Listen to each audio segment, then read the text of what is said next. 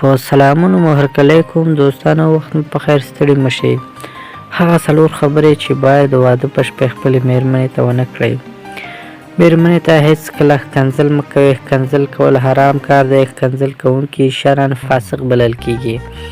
که ښځې پخلی صحیح نه وي پوخ کړی، یا یې تریو کړی وي یا تریخ کړی وي، هېڅکله مه ورته په قهر کېږئ.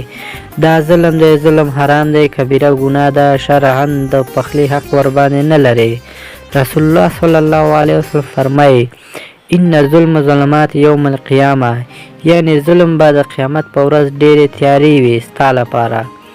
مېرمن نعمت بلل کېږي او نعمت سپکاوی نه دی پکار. همدا ډول د مېرمنې د مور او پلار درنښت پکار دی. په دې شرط کې دومره ولور نه وي درڅخه اخیستی چې ستا املا در ماته کړې وي او خپله ګېډه یې پرې ډکه کړې وي.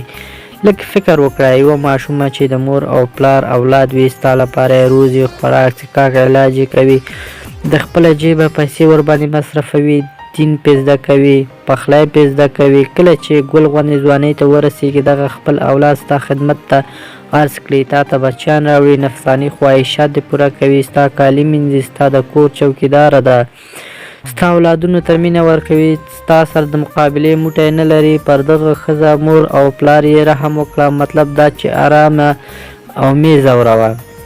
که د ښځې د بکارت پرده تللې وي، دا په دې معنا نه ده چې دا ښځه زناکاره ده.